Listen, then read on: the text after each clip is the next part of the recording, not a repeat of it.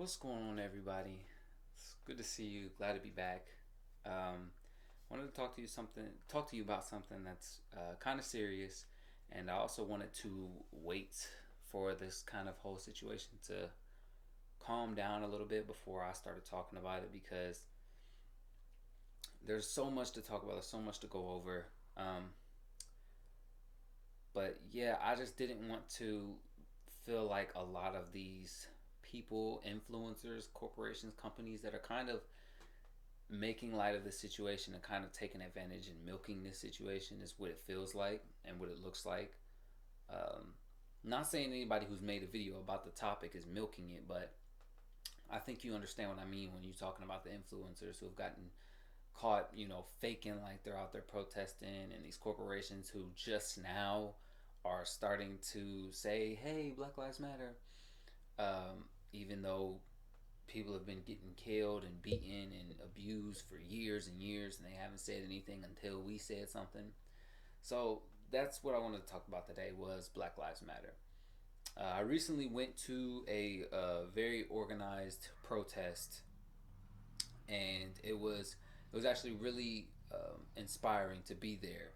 This wasn't your average protest where you just kind of go out there, hold up a sign, and get shot at with rubber bullets. And kudos to the people who are out there who are capable of dealing with that kind of abuse. But this wasn't one of those. This was where we met with some local congressmen and women, met with a lot of our local authority, police officers or peace officers, and we all just sat down, got together, talked about changes that we could make. We wrote letters to other congressmen and women who couldn't be there. We all gave our perspectives on what's going on, and we had lots of police down there who actually gave us shirts. I actually have one of them there. I forgot to put it on for this video because I didn't intend on making this video at all. I really didn't want to make this video. I didn't want to, but you know, I was just compelled to at least talk about it. So I did want to just sit here and talk to you a little bit about Black Lives Matter and some of the things that are said about Black Lives Matter. One thing that's happening right now is our movement is being hijacked by all ends. You have rioters and looters. Now, don't get me wrong. Some of the riots are in the name of Black Lives Matter. It's people who don't know how to express themselves or communicate effectively, so they lash out in anger. So some of those riots are genuinely Black Lives Matter people who just are so fed up that they're just, I'm going to destroy something because they feel hurt that somebody from their community was, done this way.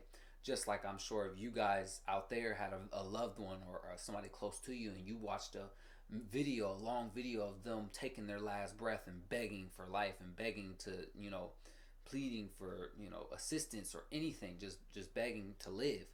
And so I'm sure that you will be in the same position. The main reason why I make this video is to get some of this information out here to make people understand that Black Lives Matter is not what a lot of the mainstream media. Do not listen to Fox News, don't even listen to CNN or NBC. Like, you gotta really be able to be willing to put yourself out there. Go to one of these protests and see that we are not as violent as they're making it seem. A lot of the looters, I want to say like almost 100% of the looters, that's not representative of Black Lives Matter. The people who are running around punching people in the face, and I've seen some of the videos where you got these dudes who run up and be like, "This is for Black Lives Matter." Like that's not representative of what we are, and it's also not representative. Like, Black Lives Matter is not a Democrat or a Republican thing. It's not a political thing. It is a humanitarian thing. It is a people are dying, let's fix it thing. It is a, hey, if this black guy goes and kills this black guy, then what happens to the first black guy? Well, he gets life in prison. That's a different point for a little bit later on, and I'll get to that because it's hard to try to stay right here grounded when I'm talking about something that's so broad. But yeah, the media is definitely demonizing the movement really, really well because they're showing all the riots, they're showing all the burning buildings and the looting, and they're like, "This is what Black Lives Matter's doing," but it's not because I live in Ohio, and all our rallies in Columbus, we haven't had no riots. We haven't had no burning buildings, no cars flipped over. Like, I can't say the same for every city everywhere that hasn't had no riots, but I want to say majority of these protests are 100% peaceful, and they only get violent when the police show up and start tear gassing and rubber bullets, start really like roughing people up. And you can see a lot of these videos of people being mistreated. There was a 75-year-old man who had his skull cracked because he was standing in front of marching officers, and they shoved an old dude to the ground and his head busted open. One of the officers went to, and attempted to help him, and they, no, no, like, no. And they just walked past this man who's bleeding. He's visibly bleeding from the back of his head on the ground after being shoved from one of these officers. And it's like, that's it right there. That's what we're talking about. The officer didn't have to do that, but he did. He chose to make that decision, and people are defending the officer, saying, well, that old man shouldn't have been in his way. That's not the point. That's not the point. Is that this officer is trained to protect people. You shouldn't get, it shouldn't be a thing where we're so used to cops hurting people that whenever they don't hurt people, we're like, see, cops don't hurt people all the time, every day, everywhere. Like, no, it should be a normal thing that cops don't hurt people, not a normal thing that they do. And now this is the thing. Black Lives Matter is not anti-cop. I don't hate cops. I do not hate cops. There's never been a point where I've ever hated cops. Am I afraid of cops? Absolutely. I'm terrified of cops. I worry about dying every time I get pulled over. That's a legitimate fear for me. I've experienced that fear with my mom. I've had a cop pull a gun on me. I've been arrested. The first time I ever dealt with a cop was when I got arrested when I was 14, and I was fishing. I was on my way to my fishing spot, and a cop pulled off the side of the road and got out of his car, and I turned around because I thought it was my friend, and I look at the cop, and he's just walking up towards me, and I'm like, can I help you with something? And he doesn't say a word to me. He just snatches me up and turns me around and handcuffs me. He puts me in the back. Mind you, I'm 14. And he puts me in the back of the cruiser, and I'm like, what did I do? What have I done? I haven't done anything. We're just trying to fish. And I'm like, we have our fishing license and everything, but at this point, I'm already handcuffed in the back of the car. And my friend Malachi at the time, he's, they handcuffed him and everything. And after a half an hour of sitting in the back of this police cruiser and listening to this dude go over, and I'm asking him over and over, what have I done? What did I do? I didn't do anything wrong. I didn't run from you. I didn't threaten you. I didn't hurt anybody. I was just trying to fish. And I didn't even have my fishing gear out yet. We had just gotten to the fishing spot, and we were just going to check out the spot. And he finally opens my door up, and he tells me, he's like, you match the description of a motorcycle thief in the area. And I'm like, a motorcycle thief? I was like, I'm 14, dude. I can't drive a motorcycle. He was like, well, yeah, we're looking for a black man with a black shirt and black pants and black shoes. And I was like, wait, what? I'm like, I had black sweat. I did the clothing I had on, yes, matched the description of a motorcycle thief in the area. But it's like, it was weird that you can visit, like, I'm visibly 14. Like, people get my age confused all the time. And they'll be like, whoa, like, you look young for your age. Well, imagine this at 14. I didn't have no facial hair. I had a baby face. I would edit a whole picture of me back then, but it's not necessary. The point remains the same, is that, something like that is what happened to Tamir Rice. Tamir Rice was playing with a BB gun at 12 years old in a park. He's playing with a toy gun in a public park, and the police show up in a few seconds. While being on the scene, they shoot him and kill him. Now, I realized that this could have been the very same thing that happened to me at 14.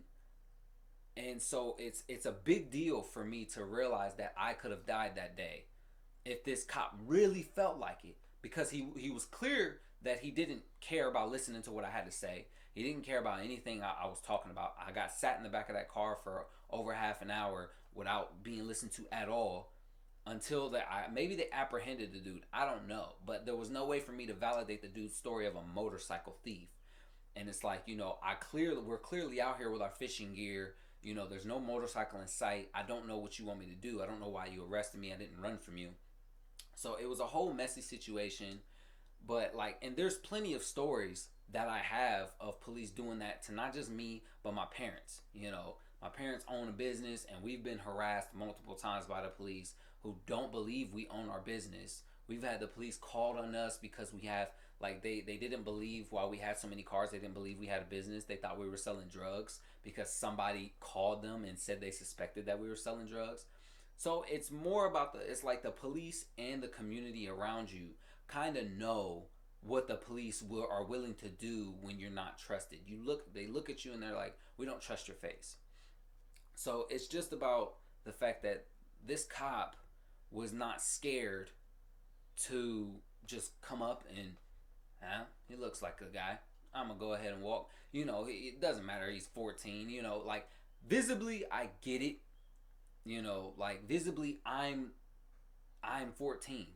Like, you can tell a 14-year-old when you see them. And that's my big thing with, like, people like Tamir Rice and Trayvon Martin. Like, Trayvon Martin was 17 and I was 17 when he died. Me and Trayvon were the same age when Trayvon was killed.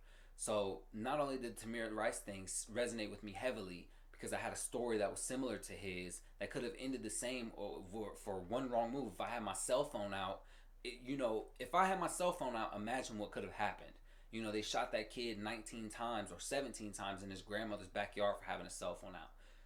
And so Ahmaud Arbery, he was killed at 24, at 25, a few weeks before I turned 25. And so it's like every single time one of these things happen, it's like this person is me. Where these people of color are being just hurt and abused, and people are finding ways to make it okay. And that's where the problem is. It's not that this stuff just happens, it's that people will find a way to say, well, he shouldn't have been playing with that toy gun in that public park. No, maybe the person who saw him playing with that toy gun shouldn't have said that there's a 5'7", 200-pound black man waving a gun around in a park. Maybe if that person wouldn't have made this little boy seem to be a monster and a criminal, and maybe if the cops would have actually showed some restraint by telling the little kid, hey, we got a call, put the gun down. I'm sure, as most of black people will tell you, that little boy did not point that gun at those cops. He had the gun, yes, but he did not point that gun at the cops, because no black person is going to agree with you saying, yes, he did, because most of us with any sense are going to say that we've all had this talk with our family and our children and our nieces and nephews saying, hey, if the cops are there, do this, do that, so you can come home alive. My parents had to talk with me. I've had to talk with my nieces and my nephews. I've had this talk with my cousins, because it's about survival at that point when you're dealing with the police. So back to the point of Black Lives Matter, because I had to give you a little bit of background, but back to the point of Black Lives Matter. I want to talk a little bit about the naysayers when it comes to Black Lives Matter. So first and foremost, we got to get the All Lives Matter joint out of the way. We got to get the whole All Lives Matter joint. We have to address it. All Lives Matter. We know. It's not called the Black Lives Matter only movement. It is not called the exclusively Black Lives Matter. Just like you see white people out there protesting, with Black Lives Matter, we are talking, Black Lives Matter is more than just a Black Lives Matter movement. It is about police reform. It is about seeing accountability when a black life or a minority life is taken. It's about seeing these people who are criminalized after death, just like George Floyd. After George Floyd was murdered, people are coming out talking about all these bad things that he did. I get it. Maybe he wasn't the best dude. Of course. But that doesn't make what happened to him okay. You see what I'm saying? Like, he did not deserve to be murdered in the street for being a bad person. Did he deserve to go to court and be tried and put in jail? Perhaps. But he never got to have that opportunity to go through our correctional system. He never got the opportunity to go through this system and potentially change his ways and come out a better person. My uncle did it. My father did it. My father went to jail for 7 years, and he came out and he started 2 businesses. But what would have happened if my dad got involved with one of them cops that was trigger happy and opened up fire on him. Well, he would have never got to become the great man that he is today. And this is what happens too many times. Ahmaud Arbery, Tamir Rice, Michael Brown, Alton Sterling, like these men never got to fulfill their potential because it was taken from them. And after this point, they were turned into monsters. The media finds any, oh, Trayvon Martin's like this in the video and in the picture. Y'all couldn't have found any picture to portray this dude better than that, than the picture that tries to make him seem like he was some type of gang member. And even if he was, does that mean that he deserved to die? So the point remains this: all lives matter. We clearly know. It is about the fact that we are seeing a pattern here, a pattern that you are choosing to ignore. The All Lives Matter crowd seems to be choosing to ignore this problem that these people are being taken, and then they'll look for every reason to justify what happened. And that's where the disconnect comes in, is that we're saying, hey, this isn't okay. That police officer should have exercised de-escalation on this person, because clearly this person was scared, and that cop could have gave them some reassurance instead of shooting them in the face. And that person would be like, well, that person should have been, what do you have to be scared of if he didn't do anything wrong? Shouldn't have been so scared next time. Well, there is no next time. He's dead. You know, and this is what I tend to get from the All Lives Matter crowd. And whenever you're dealing with Black Lives Matter, you're always going to deal with All Lives Matter people. And it's the fact that these people in the All Lives Matter crowd seem to be intentionally missing the point. They seem to be intentionally going out of their way to ignore what you're saying. And they're just like, no, all lives matter. We're all in this together. Well, clearly we're not, because you saw what happened to George Floyd, and yet you're not out here saying, hey, that was wrong. Hey, cop, you deserve to be reprimanded for that. At least lose your job, but definitely, serve some time. Maybe at least. You at least give me something. If we all can gather around and say, hey, what happened to Tamir Rice, what happened to Alton Sterling, what happened to Philando Castile, what happened to Sandra Bland, what happened to Michael Brown, what happened to all these people is wrong, then what's the problem? What is the problem? I don't understand that the disconnect is saying, if you think that this is wrong, then why aren't you out here with me saying, hey, let's try to change this so it doesn't keep happening? Because it seems like it keeps happening. And black people have been telling you for a long time that it's been happening. Everybody knew about the Rodney King thing because it was one of the first times we actually had documented evidence of what the police was doing to our community. And the fact that, we had so many people telling stories, hey, we are getting abused, and people are ignoring us, saying, that doesn't happen. You're just making it up. You want to play the race card. It's not fair. So, like I said, all lives matter. It's weird. But I think if the disconnect is going to stay there, it's because you're trying to miss the point. It seems like you're saying that we're saying only Black Lives Matter when that's never been uttered. We're saying that we are seeing a group of people being attacked and hurt disproportionately to another group. Now that brings me to my next point, which is more white people in America. I'm talking from an American's perspective. More white people in America are killed than black people in America by police every year. That is 100% true. 110% that is true. I have the statistics for you, and I can give them to you from the latest statistics that I pulled up.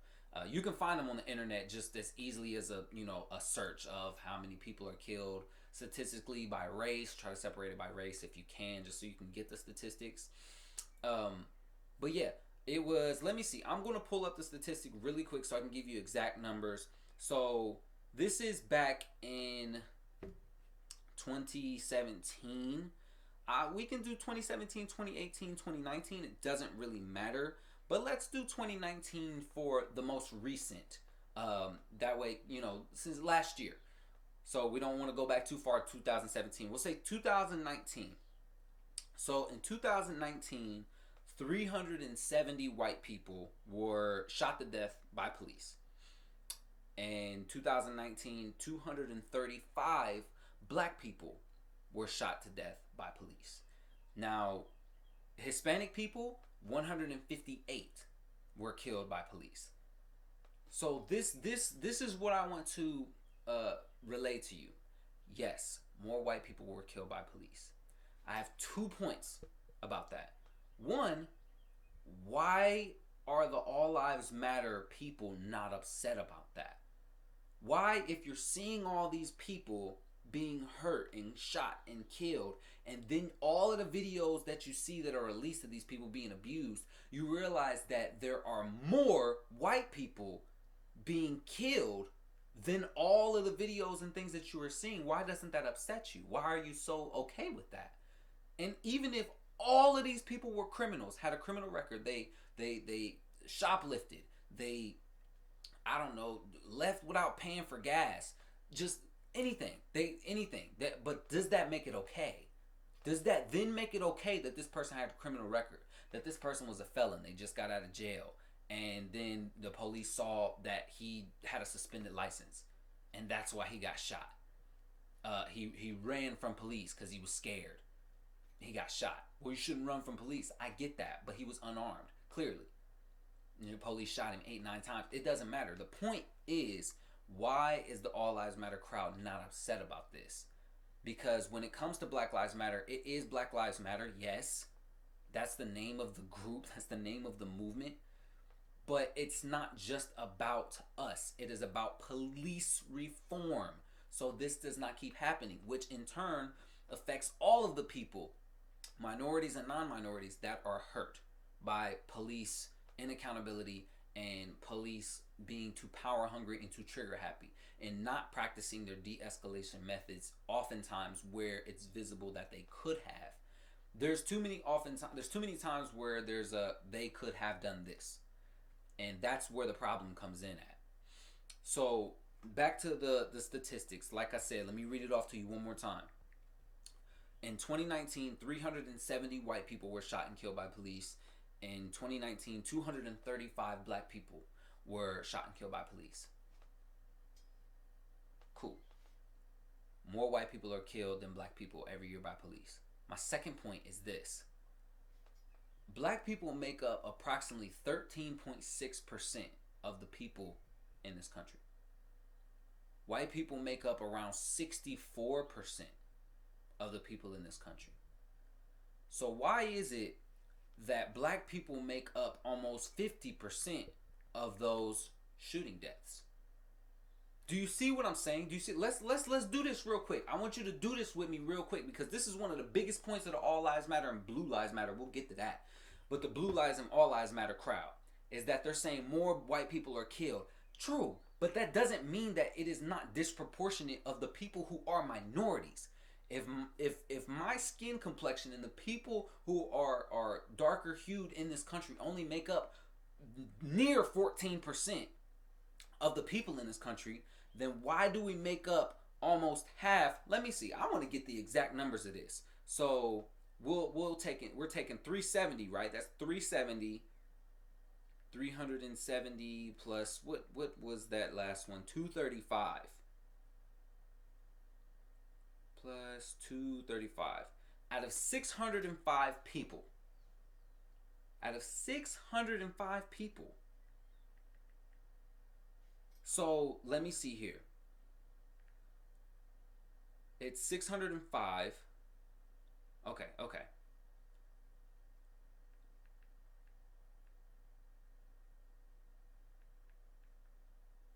So it's around 40% if my math is correct. Do crunch your numbers really quick and see what you're getting.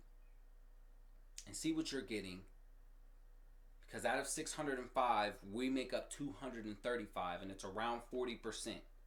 So that's my thing. If we make up about 13 to 14% of the country, why do we make up 40% of the police-related killings? That is 3 times as much, more than 3 times as much as we represented the community. That's why when they say we're 2.5 times more likely to be stopped and killed by the police, it is true, because the statistics that a lot of the All Lives Matter. Now, these statistics were actually shared to me by somebody I was debating with. They sent it to me when we were talking through text, and they sent it to me saying, "Well, what about now? More white people are killed. How do you feel about that?" I'm like, "Well, how do you feel about it? You should be as upset as I am." And I had to break it down to him because they didn't appreciate the fact that I took their own statistics and I did the math on them, saying, "Hey, we represent this amount of the population. Why do we represent 40% of the police killings?" And so then he tried to say, "Well, black people commit more of the crime." Really? We you mean that? And this is what a lot of people say. And we'll get to this in a second. But that's my big point. It's saying that we should not represent 40% of the police related killings if we only represent 14% of the population. We are targeted and killed and abused at a disproportionate rate. If you dislike the math, you can do your own, I guess. I don't know. You can find your own statistics. I guess that would maybe be more beneficial to you. Maybe get them off a Fox News website. I don't know. But that's beside the point. So let's talk about Blue Lives Matter really quick. I know this video is going to get long and long-winded, but once I get started, I have to go. And like I said, I didn't want to make this video, but there's so much to talk about. And if you're actually willing to sit through a half-hour-long video of all these explanations, that's fine. And if you have different thoughts, that's okay too. But don't be a dick about it. That's my thing. Like, if you don't agree with me on everything, it's okay. We don't have to agree on everything, but there's a line that needs to be drawn here, because like I said, Black Lives Matter is not a political thing. It's not a political matter. It's a humanitarian matter. It is a matter of trying to be empathetic to the loss of life. It is seeing somebody who is killed and saying, did that have to happen? Did that have to happen? At the very least, if you can't do that, then there's not really too much that we can debate on, because you're not really empathetic enough to care. A Black Lives Matter is a movement started off of empathy. It started off of understanding, having sympathy for a group of people who you feel could be treated better. And that's where it starts there. So let's talk about Blue Lives Matter for a second. Blue Lives Matter to me is kind of silly, and I feel like it's kind of silly because there's many different takes that you can have on this. But Blue Lives Matter, you're not a cop 24/7, 365. Off duty, nobody's going to know you're a cop when you're off duty. So if you don't have to work today, you're not a cop today. But I'm black today. I'm black every day.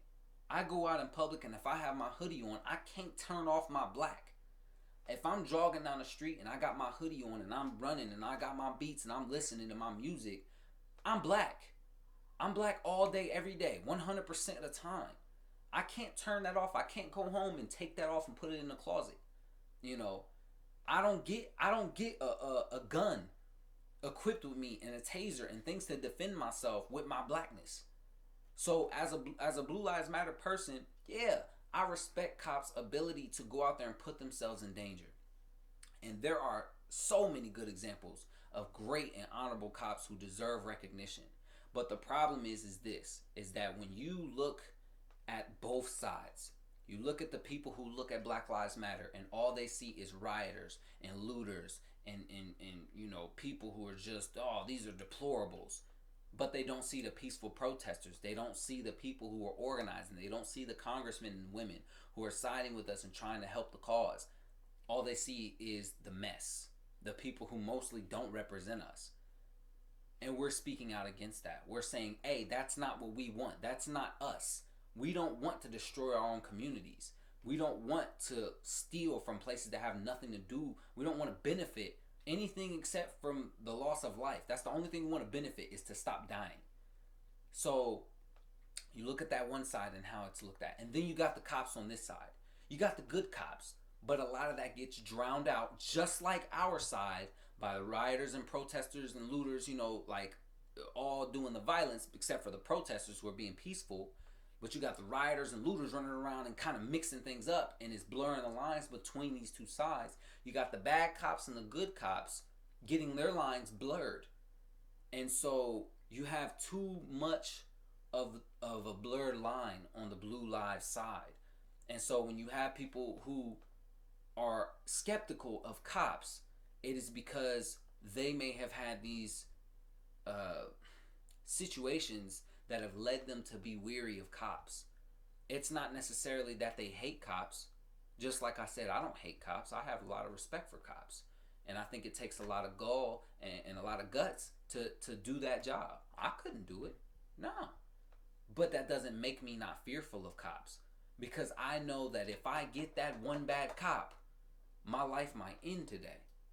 And that's the importance of it. That's the importance of knowing the difference between these two things. You can say all day long, oh, well, in Black Lives Matter, if you get that one Black Lives Matter member, no, your life isn't going to end that day.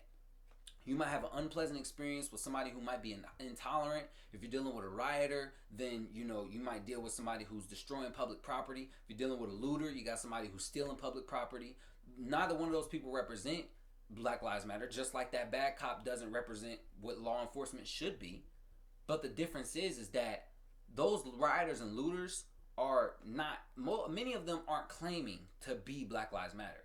More of the rioters, less of the looters. A lot of those looters are just out there trying to take advantage of a situation. A lot of the rioters will say Black Lives Matter, and like I explained in the beginning of the video, they don't know how to truly express their frustration and anger unless it's through violence, and they're lashing out because they feel unheard. And so that's where that comes from. But that isn't truly representative of what Black Lives Matter is. It's not just burning buildings down and causing violence. It's about a deeper meaning.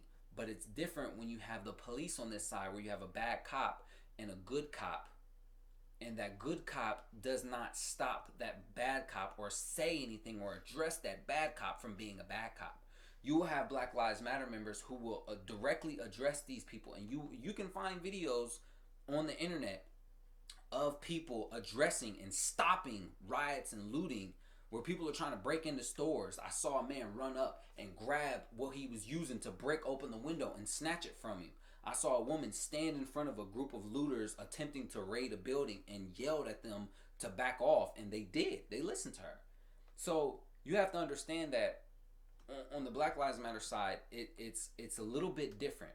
You had a group of 12 cops who all got fired for speaking out against police brutality and the corrupt nature of some of the cops that they had worked with. They were all fired. You can look that up as well. It's a group of officers. I can't even remember where they were from, but it's a group of officers who were all let go because of their speaking out against the injustices, and they're saying that I don't feel like I am welcome at my department anymore because of my beliefs, because I don't feel like this cop should be able to do this. Speaking out against bad cops got them fired. You also had an individual who was fired for not shooting a suicidal black man outside of his own home. You can look up that story as well. Just type in that. Cop fired for not shooting suicidal black man. And I promise you, it'll shock you. Where he was fired because they said that he didn't follow protocol. By not killing him, he was fired. He saved that man's life and talked him. He de-escalated the situation and talked him out of taking his own life. He was swinging the gun around at the cops, hoping that they would kill him. He said he could tell that he was hoping to die. And he talked him out of holding the gun and calmed him down, arrested him, and handled it the perfect way a cop should, and he was fired.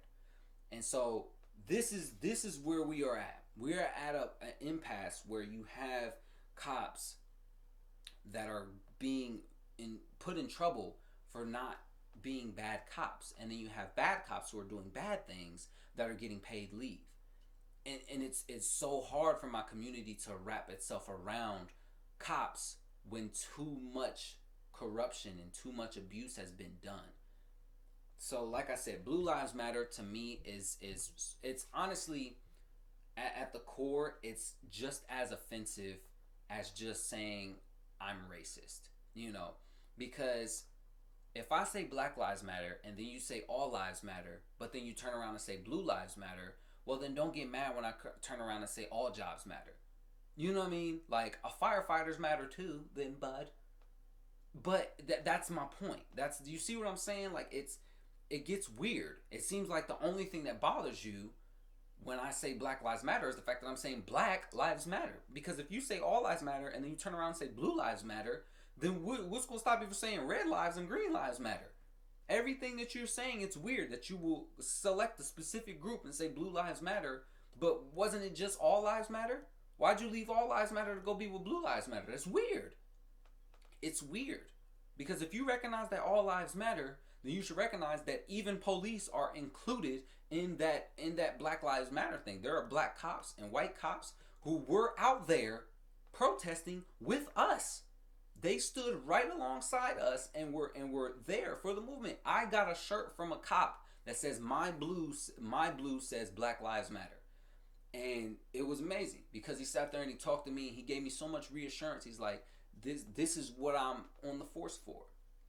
So, like I said, I know this video is going to be long, and I really did want to get all of my thoughts out about Black Lives Matter and some of the things that people say to kind of downplay what Black Lives Matter is and what it means.